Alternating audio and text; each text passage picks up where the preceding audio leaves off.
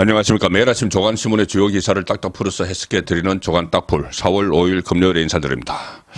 드디어 유권자 심판의 날이 시작됐습니다. 오늘과 내일 4.10 총선 사전투표가 실시가 됩니다. 여야 모두 지금 초박빙이다 이렇게 서로 현재의 판세를 이야기를 하고 있습니다. 자, 조선일보 오늘 일면 톱 기사와 오면 기사입니다. 일면 톱은 여도 야도 모두 50여 곳 초박빙, 여당은 수도권 26곳서 박빙, 야당은 부울경 두 자릿수 가능.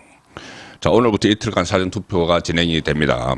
한동훈 비대위원장은 투표가 모든 것을 결정한다. 그리고 이재명은 박빙 지역 지면은 여당이 가반을 가져간다. 이렇게 이야기를 하고 있고, MBS 여론조사, 4개 그 여론조사 업체가 같이 조사하는 그 전국 지표조사죠. 여기서 어제 소개드렸다시피 격차가 상당히 좁혀졌습니다. 정부 지원론, 정부 지원을 위해서 여당을 찍어야 된다, 찍겠다고 하는 유권자가 46%, 정부 견제를 위해서 야당을 찍겠다 하는 유권자가 47%, 거의 뭐 비슷하게 나오고 있습니다. 4.10 총선 사전투표를 5일부터 사전투표가 5일부터 이틀 동안 실시가 됩니다. 여야는 사전투표를 하루 앞둔 4일 지역구, 전국 지역구가 254곳이죠. 그 가운데 50곳가량이 박빙이다. 그래서 지지층 투표 독려에 나섰습니다.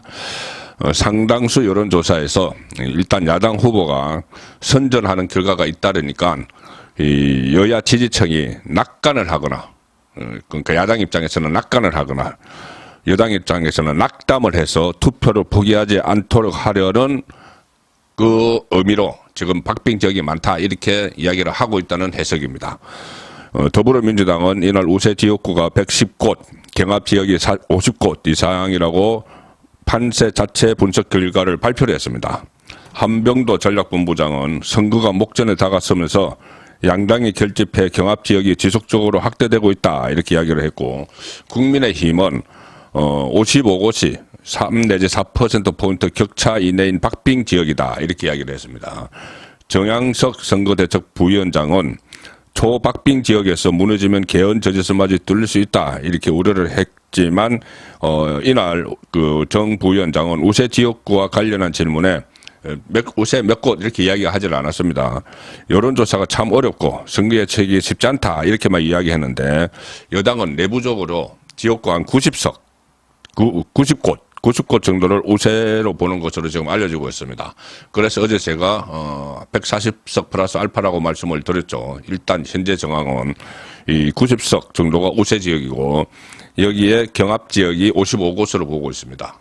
그 국민의힘은. 그럼 이 중에서 55곳 중에서 선전해서 한 30석 정도를 가지고 오면은 120석이 되고, 지역구에서 120석, 그리고 비례대표에서 한 20석 정도를 하면은 140석 플러스 알파가 현재로서는 가능한 1차 목표다. 자, 그 말씀을 다시 드리겠습니다.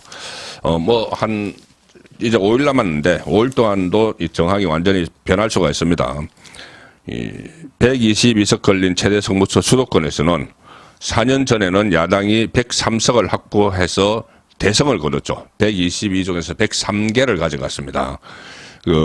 여당은, 국민의힘은 16석에 그쳤지만 이번에는 이 경합 지역만 해도 상당히 많습니다. 그래서 더 확보할 수가 있다. 28석 걸린 캐스팅 보트 충청은 야당은 4년 전처럼 최대 20석 목표로 하고 있지만 여당은 현재 13곳에서 초박빙이다. 그래서 28개 중에서 반반은 될 것이다. 한 13석은 가지고 올 수 있다. 이렇게 자신감을 보이는 상황입니다. 최대 승부처, 지역으로는 수도권, 그리고 또 충청권, 여러 곳이 있지만은, 연령별로는 아무래도 2030입니다. 자, 동아일보 일면 톱입니다. 여야 2030 잡아야 이긴다. 중앙선거관리위원회는 이 전국 만 18세 이상 성인 남녀를 대상으로 유권자 의식조사에 따르면은 투표할 후보자와 정당 모두를 결정하지 못한 부동층이 유권자의 22%인데, 부동층이 22%인데 20대가 58.0%, 30대는 35.2%로 다른 세대에 비해 부동층 비율이 지금 높습니다. 부동층 비율이 높기 때문에 이 부동층이 몰려있는 2030을 잡아야 된다는 겁니다. 자, 여당은 6070 세대가 지지층이죠. 야당은 4050 세대가 우세한데 그 사이에 있는 2030 세대를 잡아야 된다. 자, 그래서 한동훈 오늘 대학 밀집한 신촌에서 투표를 합니다. 대학교가 많이 있는. 그리고 이재명도 카이스트 학생들과 대전에서 투표를 합니다. 그래서 2030을 겨냥한 표박가리가 막판에 공격화되고 있다. 자, 이렇게 말씀드릴 수가 있죠. 지금 마지막 변수는 의료 대란입니다. 어제 윤석열 대통령이 전공의 비대위원장과 만났죠. 그래서 해결의 물꼬는 텄는데, 자, 중앙일보 1면과 3면 기사입니다. 1면 토번, 대통령과 전공의 만남, 평행선은 못 좁혔다. 집단 행동 46일 만에 140분 첫 대화를 해서 대통령이 의대 정원 문제를 비롯해서 전공의의 입장을 존중하겠다 이런 이야기를 했기 때문에 의대 정원 2,000명 조정 가능성을 시사를 했다. 그런데 박담 전공의 비대위원장이죠. 면담 뒤에 SNS에 글을 날렸는데 뭐 의료의 미래는 없다 또 이런 글을 남겨서 묘한 뉘앙스를 풍겼습니다. 용산은 일단 윤석열 대통령이 듣는 데 집중을 했다. 그런데 전공의 면담 내용은 공개할 수 없다. 또 협상 과정이 남아있기 때문에 그래서 이 문제가 총선 전에 깔끔하게 매듭이 지어지면은 여당에 상당히 유리한 막판 변수로 작용하지 않겠느냐. 자, 그런 분석이 나오고 있습니다. 자, 지금 이번 총선에서 느닷없이 조국이 당을 만들어서 나름대로 이렇게 뭐 지지율을 높여가고 있죠. 열성 지지층, 강성 지지층을 중심으로.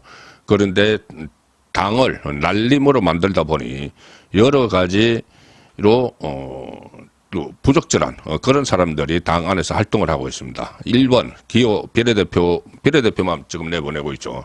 1번 박은정의 남편 이종건 변호사 지금 계속 논란이 되고 있는데 뭐 10개월 동안 41억 정관예우 수임 뭐 이런 문제도 있었고 한 번에 22억짜리 이런 것도 있었는데 오늘은 또 기상천외한 변론을 했다는 기사가 조선일보 사이면에 나왔습니다. 이종건 코인 다단계 사기범 수입 논란 검사 때 구속 기소한 사람을 변호사가 되니 변호를 했다.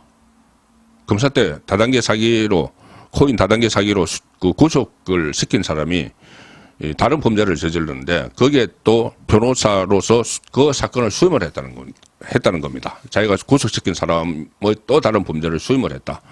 법적으로 뭐 문제가 없는지 모르겠지만은 법조계에서는 무분별한 사건 수임이다. 본인이 기소한 ACL 코인 2명 다른 코인 사기 사건에서는 변호를 했다. 그중에서 한 명이 그때 문제가 됐던 V글로벌 사기 횡령범입니다. 검사장 출신 이종건 변호사는 대검 형사부장 때 관여했던 V글로벌 코인 사기 사건의 횡령범을 변호해서 논란이 되고 있다.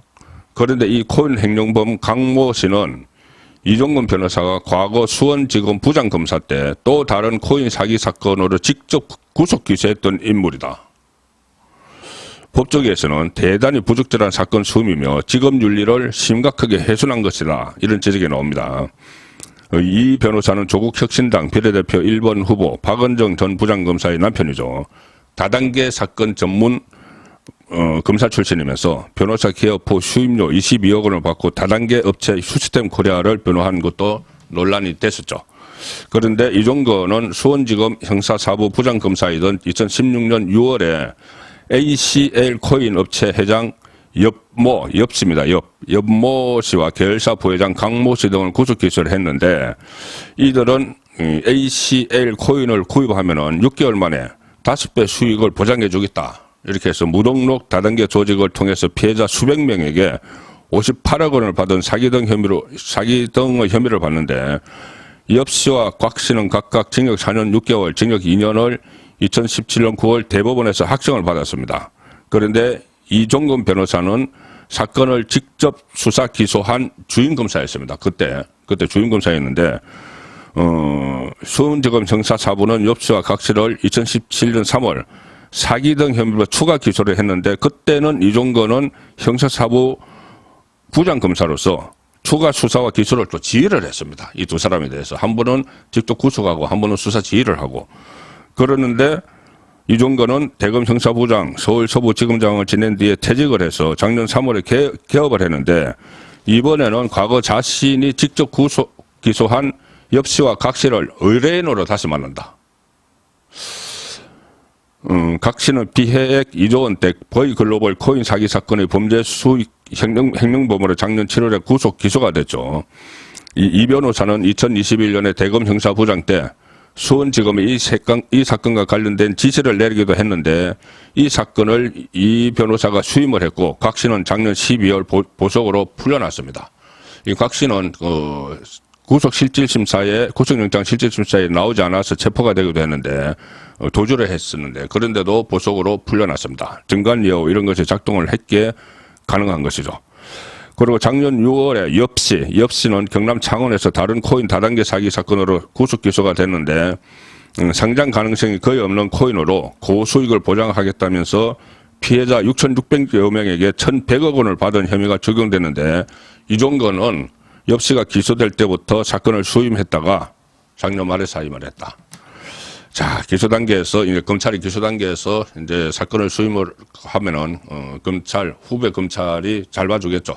그러면 이제 증관예우를 하고 나면 그 다음에 재판에 가면은 또 판사 출신을 또 수임을 하는 그런 구도라고 합니다.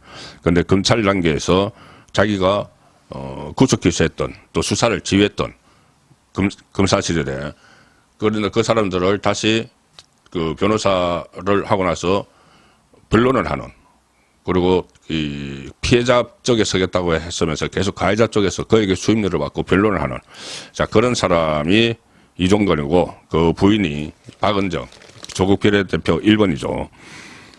또 조국의 비례대표 6번 중에 김준형이라고 있습니다. TV 프로에도 자주 나오는 사람인데 뭐 외교 전문가 그래서 이 사람은 또 이런 문제가 있습니다.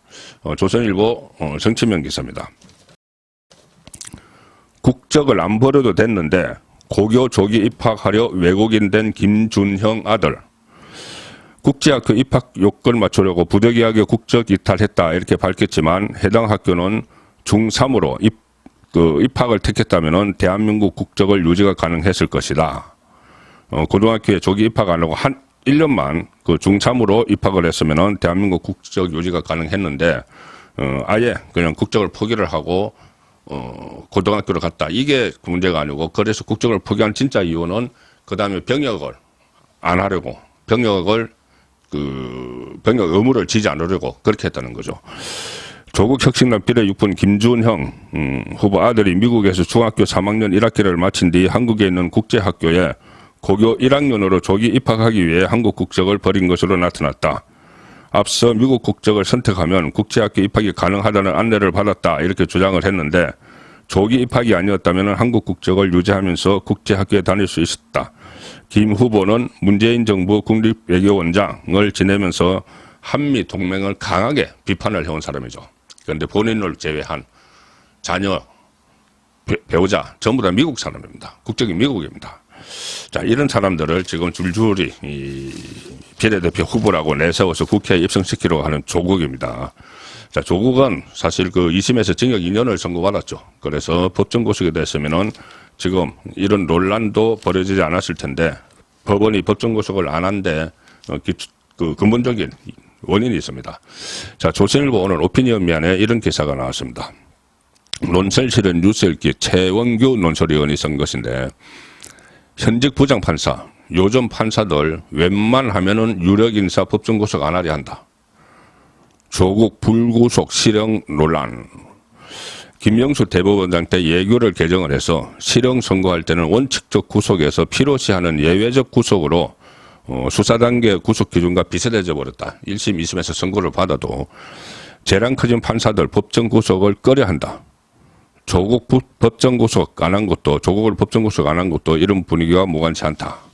그래서 김명수 체제 때 만들어진 이런 예규 때문에 지금 조국이 구속이 되지 않은 상태에서 마치 자기가 결백한 것처럼 검찰 개혁을 하다가 탄압받는 것처럼 그렇게 하면서 전국을 다니고 극성 지지층들을 선동하고 왜곡하면서 그 당의 비례대표 후보들은 정말 국민 눈높이에 맞지 않는 그런 사람들만 줄줄이 내세워서 정치를 하겠다고 나서 있는 상황입니다. 4월 5일 보내드린 조간 딱풀이었습니다.